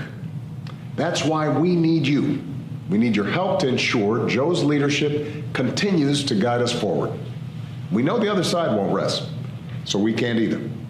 Your donation will help give Joe and Kamala's campaign the resources it needs. Let's make history again. Chip in now. Let's secure a brighter future together. Joe Biden barely sounds awake in that campaign ad. Let's make history together. Chip in now. And Barack Obama sounds like he's teaching a kindergarten class. Come on, y'all. Listen, whatever their formula is, these guys have raised over $100 million, so they clearly know what they're doing. This is nothing to take lightly. We've got to watch out for what's going on. While that corporate money is flying in, while all of their donations are flying in, under the cover of just donate now, chip in, folks, and Barack Obama and his smooth talk, you've got El Trompito out there raising, small dollar donations every time he does a rally, earning the will of the people, learning what they have to say, while the other side is there just creating an agenda where everybody's expected to follow. We have to pay attention to this stuff, folks. I want to get your thoughts on this. Here's the phone number, 833-482-5337, 833-4-VALDEZ. This is America at Night with Rich Valdez. Call now, 833-4-VALDEZ. That's 833-482-5337, 833-4-VALDEZ. That's Valdez with an S.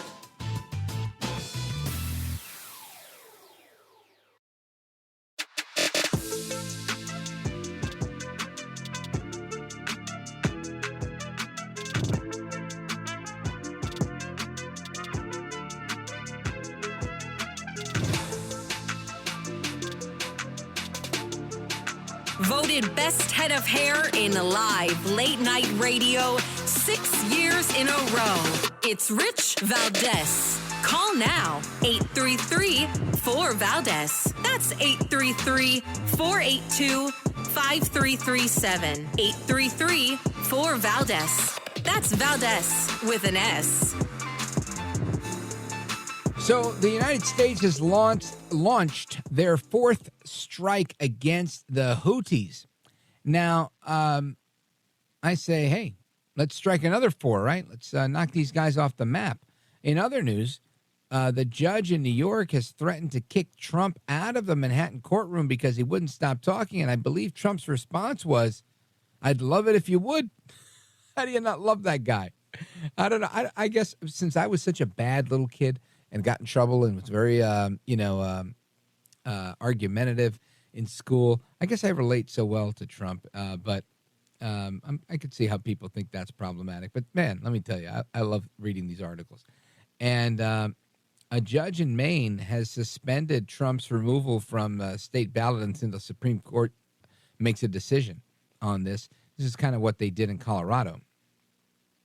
And let's see here. We have new information shows that China had mapped COVID-19 genome weeks before informing the rest of the world. Yeah, I mentioned that earlier. My brother clearly had this thing in November of 2019, going into December of 2019, and then everybody else got it in like 2020, and it was like, oh my gosh, what's going on? Well, that's how it goes. And Let's see. The White House made a call and apologized to Asa Hutchinson over a snarky remark from the DNC. I don't know why. He just dropped out of the race. Would they ever apologize to Trump? I doubt it. I don't think they've ever said anything about me, but if they did, would they apologize? I doubt that too. So it makes you think, who is this Asa Hutchinson and why are they apologizing? Why do Democrats have that much love for the guy? I don't know. And let's see, Democrats have flipped a House seat in Florida in a special election. That's not going to be good for Ron DeSantis. A lot of people are going to blame that on him for being in absentia, being in Iowa, and when he should have been in Florida. I'm not saying that myself. I'm saying that's what people are going to say. And here's a good one. This one's to get your britches burning, right? A study finds that men are really better at directions than women. We'll talk about that at the bottom of the hour. But right now, I want to talk about what AOC had to say, all out crazy. AOC, Alexandria Ocasio-Cortez, my least favorite congresswoman from the Bronx and Queens. She says that we desperately need illegals. We need to make it easier for come to the United States because America is built on this, right? Check this out. Virtually every single member of this committee is here today as a result of and thanks to more open U.S. immigration policies. And the idea of slamming the door when we desperately need these migrants, when we desperately need it, and what we need is an orderly process. It's not that we don't need or want folks to come. It's that we actually have to make it easier for these individuals to participate in our economy, get a job, support themselves, and live the American dream. And what this conversation is about defending the American dream. We cannot allow that to change. And that's why Democrats in Congress are using immigration policy and advocating for immigration policy that can be documented, that people can get a job, put a shirt on their back, support their kids without being a public charge, and defend the very soul of what it means to be an American. I don't even understand what she just said. She said we're here defending the American dream. Last I checked, the American dream was for Americans, right? Not for immigrants. It's not called the immigrant dream. It's called the American dream. The American dream, as I know it, was not something where you come as an immigrant and you become no, that's a different story. The American dream was making it as Americans making it in America. That doesn't exclude immigrants, but immigrants would come and assimilate.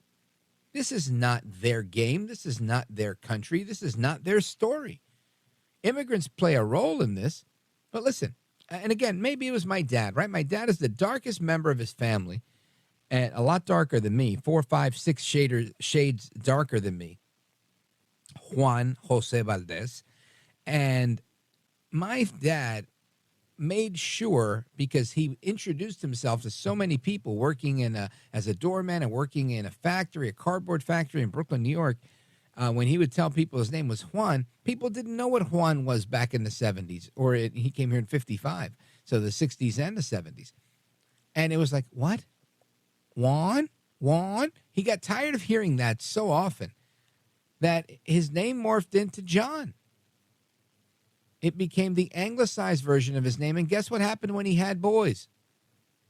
Albert, John, Robert, Richard, Louis, Joe. Wow. Lots of very, very Hispanic names. No, I'm not a Ricardo. I'm a Richard. And because my dad said he went through too much. He wanted to assimilate. He wanted us to have a better life than he did. I don't hate him for that. I don't look at him as a sellout because my name is not Ricardo and it's Richard. I don't look at him as a sellout because they raised me to speak English in our home, and he tried his best in his broken English to speak English in our home. He believed in assimilation. How could I be mad at the guy? Now, listen, I do. I grow up now. My kids look at me and they say, why didn't you raise us speaking Spanish? We could have been native speakers, and now it's a second language for us. I understand why they want to have that advantage. I also would have appreciated that advantage. But at the time, in the 70s, it was something where my parents thought it was an advantage for us to assimilate to our American culture. I'm not mad at them in the least. Doesn't mean you have to abandon your own culture, but it does mean that, when in Rome, do as the Romans do. Again, not mad at them at all. But AOC says that it's the immigrants, right? It's the immigrants that need to be able to put a shirt on their back and support their kids without being a public charge and defend the very soul of what it means to be an American. They're not Americans. That's the point. What are you talking about, AOC? All out crazy. We're going to get to this momentarily with everybody that's on hold, and I appreciate it. We've got calls from South Carolina, from Burlington, Vermont, from Pittsburgh, Pennsylvania, Evergreen, Montana, Boise, Idaho, and more lines are ringing. We have 3 lines that are ringing right now. If it's busy when you call, try back. Again, the phone number, 833-482-5337, 833-4-VALDEZ. And when we come back, I want to get your take on what is going on. What does it mean to be an American? Is AOC right? Is the American dream coming across the border and making it in this country? Or is the American dream Americans making it in America? I would argue, I submit to you, that I believe making it in this country as an American is the American dream. Owning a home, getting a job, starting a business, doing what it is that you aspire to do, seeing your kids do better than you've done. That is the American dream. I'm not poo-pooing anybody that's coming across the border. Of course not. I support anybody that's coming across the border legally, right? Legal immigration's a great thing. But clearly we've gone way outside of the line here. We've done way more than we can do. This isn't about immigration. This isn't about jobs. This is about Democrats making a power grab to have more people in certain districts so that they can have more power. The congressional maps can be drawn different. It's clear as day. This is about bringing people in. This is about being soft on crime, soft against our enemies. Who knows what kind of sleeper cells are being built in this country? Who knows what kind of spies are coming into this country? Come on. None of us is that gullible. It's time we call it what it is for what it is. Anyway, folks, coming right back with the rest of your calls and more. Don't go anywhere. 833-4-VALDEZ.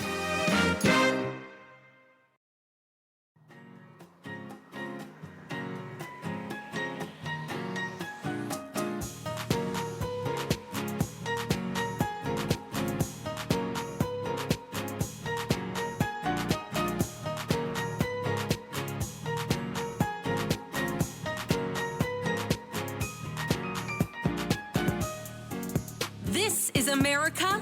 This is Night. This is Rich Valdez. Call now, 833-4-VALDEZ. That's 833-482-5337. 833-4-VALDEZ. That's Valdez with an S. All right, America, welcome back. It is the bottom half now. And check this out. According to the New York Post, men are actually better with directions than women. Now, I'm going to get to your calls in a moment, but I want to share this with you. It turns out some stereotypes are actually true, at least according to this one study. When it comes to navigating, men really are better than women at finding their way. It has nothing to do with a biological advantage, though, according to this new study. Researchers at the University of Illinois, Urbana-Champaign, found that the strength of an individual's wayfinding abilities simply comes down to the way they were raised. Fascinating, huh? I think most things come down to the way you were raised. Society encourages boys to play outside more frequently than girls, allowing them to develop their navigational skills from a young age. According to the Royal Society, sex differences in behavior or performance can arise from biological or cultural processes that have very little to do with evolution. Now, the researchers wrote this paper and published it on Wednesday in the Royal Society. The study compared the wayfinding abilities of males and females across 21 vastly different species, including otters, frogs, horses, and, of course, humans. The humans in the trial were tested through either virtual reality or by navigating their way through a real-world city with either only a map in their hand or with simply verbal instructions. Now, while females tended to travel farther from their homes, they ran into much more problems than their male counterparts. So lo and behold, and again, another quote here says that males outscored females in a statistically significant way in many spatial tasks to varying degrees. With a small to moderate meta-analytic effect in size, these tasks were related to navigation, according to the study. The results were consistent across the team's large sample size of humans who came from different economic brackets, different cultures, different races, and more. The conclusion flies in the face of previous misconceptions that men had evolved to a stronger sense of spatial awareness. That they found was not the case. Researchers previously assumed that men's navigational strength grew from their ancestral history as hunters, whereas women stayed closer to the home as gatherers. The notion was disproved by a smaller study done by the University of Illinois Urbana-Champaign, where researchers in 2013 found that there was a difference in spatial awareness between the two genders, saying, "We believe that future research on human sex differences in navigation should focus on the role of socialization and culture rather than evolutionary and genetic factors." So men are better at following directions, but not because they're men, but because they were raised different. They played outside and they got to, play manhunt a little bit more than everybody else. I don't know what you think about that, but I found that to be very, very interesting. And again, AOC says that the American dream is immigrants coming across the border and putting a shirt on their back and providing for their children. Let's go to Jennifer, Burlington, Vermont, WVMT. Jennifer, welcome. You're on with Rich Valdez. Go right ahead. Hey, Rich. Thanks for taking my call. My pleasure. I couldn't believe my ears yesterday. NPR reported that Governor Abbott, his claim that President Biden was not obeying the laws on immigration, and therefore Governor Abbott in Texas had the right to enforce those laws. And NPR said that was clear, that Governor Abbott was clearly wrong in saying that. How can NPR, which prides itself on being some kind of paper of record, say that Biden is obeying the laws? The immigration laws are being violated for 2 years by Biden's dictates. Yeah, I think you're 100% right, Jennifer. And what's interesting here, I've been talking about this in my private life with my brother over the weekend. He was the first one to alert me to this. He sent me a text and said, "Hey, Greg Abbott is defying Biden. He's activated the National Guard to secure the border." And I said, "It's about time." And we had the Attorney General of Arizona, former Attorney General of Arizona, on this program, and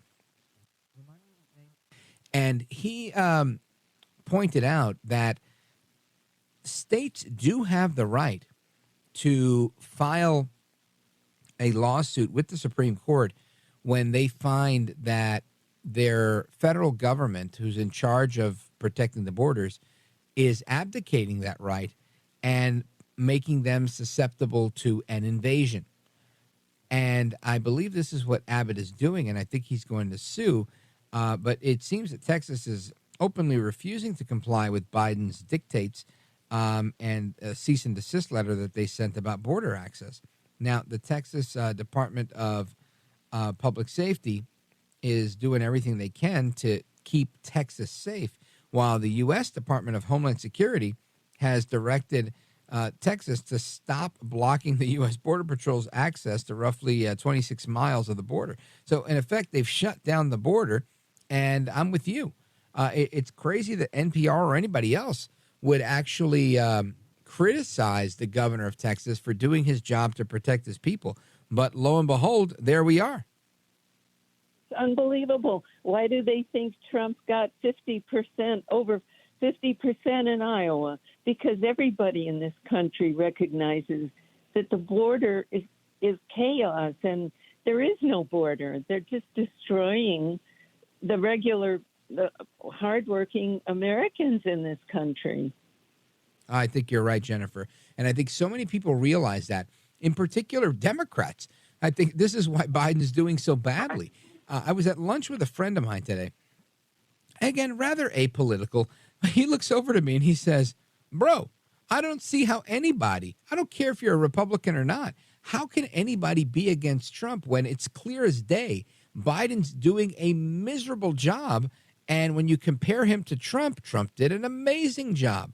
Whether you like Trump or not is irrelevant at this point. It's kind of like, do you like America or not? And I thought, what a great way of putting it, right? What a great way of presenting those facts, because in reality, that's what we're looking at here. Do you care about this country or do you not? Are you going to sit here and sacrifice your love of country for your hatred of Trump? And sadly, there's a lot of people willing to make that trade-off, Jennifer. I think it's sad, but it is what it is. Thank you for your call. I appreciate you and your insight. Jennifer in Burlington, Vermont, listening on WVMT. Big shout out to everybody listening in Vermont. And we will continue. Let's see. Where do we go here? Let us go to the next caller, which would be, well, I don't want to cut it too close. But let's go to CR, calling us from Pittsburgh, Pennsylvania, KDKA. CR, go right ahead. You're on with Rich Valdez. Welcome. Hi, how are you? Wonderful, thank you. I haven't heard a peep about what's going to happen when Biden grants all the illegals asylum and the right to vote. The insane already don't care about voter ID. What in the heck is going to happen? Great question. And my hope is that, again, I mean, I think we only have one play here. I don't think we have more than one play. I think the one play we have is that we are, I don't know, let's see, 10 or 11 months away from this crucial election, and that we'll elect the right person that will fix whatever he can fix. And that's, I think, the only shot we have. If we depend on Democrats to do the right thing or reverse anything that they've implemented, I think we're SOL, right? I don't think it's going to happen because they're the ones creating this problem. So I've never really believed that we can actually operate a massive deportation program and reduce the amount of illegal immigrants that we have in the country. I think I've always felt that we could have deterrence and that we could maybe do a couple of raids and then people would go underground and maybe even go back home. But Donald Trump seems to be very adamant about that. And some of his surrogates who've been on this program, they also seem adamant about it, about how there's a real policy and a plan in place to deport more people than we've ever seen deported before. And I would agree at a time like this, that's probably a good thing. I don't know how that looks. I don't know how possible it is for many people that are working in Border Patrol and CBP and the like. I just don't know. I don't think they have the capacity, the bandwidth to pull off such an operation. But I can say it's probably very well needed. And to your point, I think that's how they're going to do it. They're just going to have to do a massive deportation that persists for some amount of time, a couple of months maybe, until they've rounded up everybody they can round up and make this move. I've never thought a president would do that because I think it's too hard, too difficult, too expensive, and it's a lot easier to offer them something and then maybe give them a choice and say, hey, look, you could stay here and we could do this to you, or we can send you back now free of charge. What say you? And give them that choice. I don't know if that's going to happen or not, but I think that's where we land on this. CR, thank you for the call. Big shout out to Pittsburgh, Pennsylvania, home of my homegirl, Wendy Bell. I was on the Wendy Bell show this weekend. It was really good. If you missed my my segment with Wendy Bell on Common Sense on Newsmax TV, you can go to my Instagram channel. I've posted the video there, and you can you're welcome to take a look at it and comment on it. And that's at Rich Valdez with an S on Instagram. CR, thanks again. Big shout out to KDKA, America's oldest radio station. Coming right back with the rest of your calls and more. Don't go anywhere. This is America at Night with Rich Valdez. Call now, 833-4VALDEZ. That's 833-482-5337. 833-4VALDEZ. That's Valdez with an S.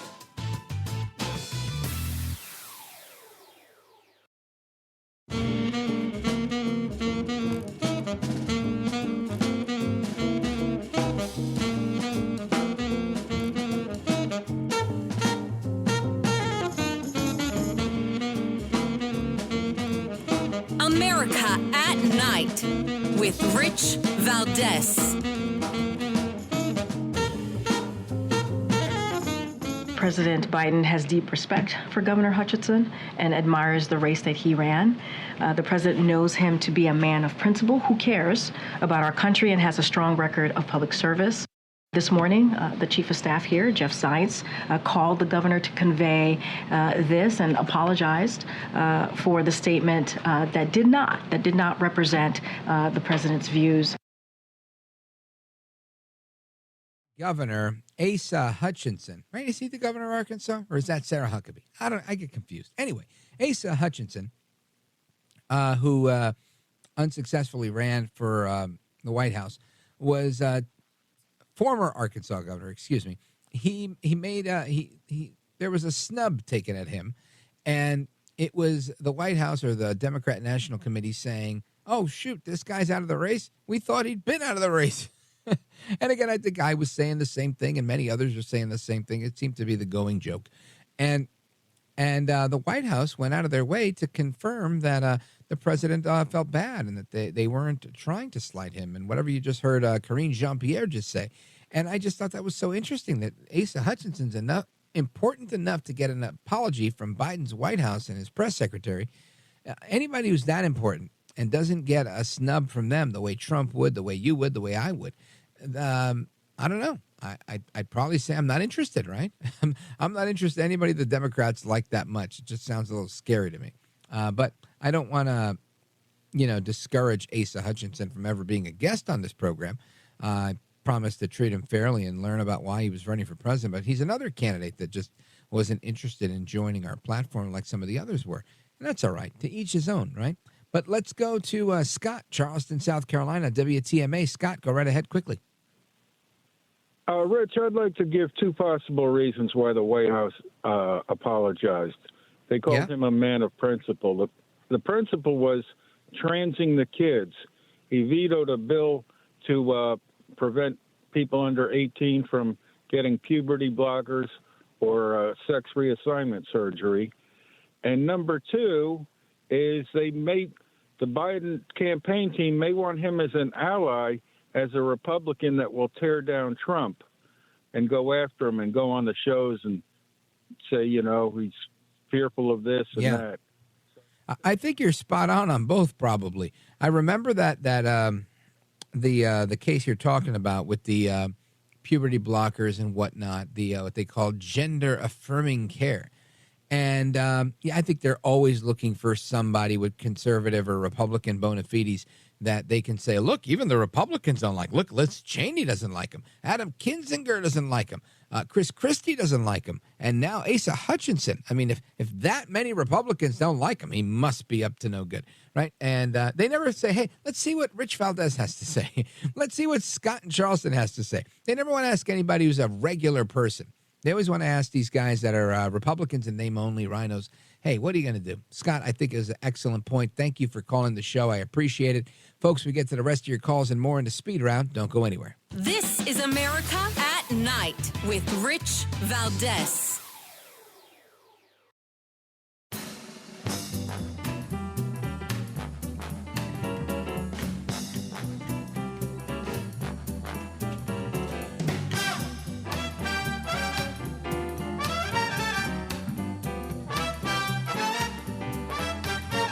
America at Night with Rich Valdez.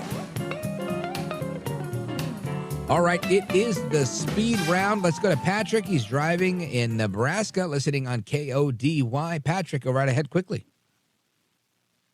Hey, so I'm from Boston out here in Nebraska. A lot of land. We have an aging population, a stagnant birth rate. I do agree that you got to enforce the law. If you have a law, you got to enforce it. If you have a border, you got to enforce it. But I don't know if keeping people out of the country is necessarily the right way to do this. I would love to see, put these people to work. Have them go build some houses out in the middle of nowhere and let them fend for themselves. Obviously, there's a risk of a drain on the social services.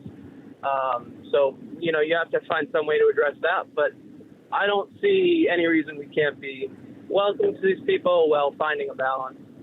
Yeah, well, listen, I think there's always been a need for seasonal labor.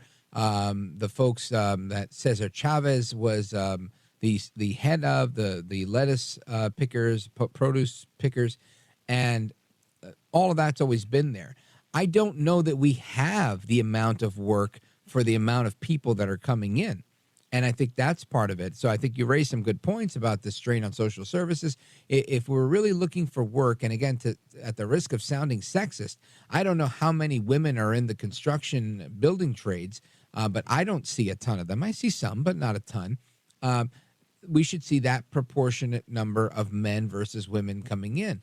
We're seeing women and children, and I think this is problematic, right? If there were people that are coming in to just do work, it would be one thing. But that's just simply not the case. We're seeing a lot more than that, lamentably. And I agree that we need to grow the economy, but I don't think we need people to grow the economy. I think we need opportunity to grow the economy, and it's opportunity that's lacking with this current administration. Patrick, thank you for the call. Frank in Evergreen, Montana, I think we're down to 40 seconds. Make it quick, my brother. KOFI, go.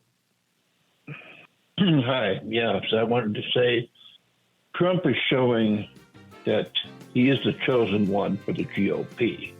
I think you're right. He's definitely been chosen by the GOP. We saw that with the primary results, or I should say the caucus results in Iowa, and we'll see if that maintains with the New Hampshire primary that's coming right up. Frank, I appreciate your call. Sorry to cut you off. The music means I gotta go. Hasta la próxima. Until the next time, America, take care, good night, and God bless. I'm Rich Valdez.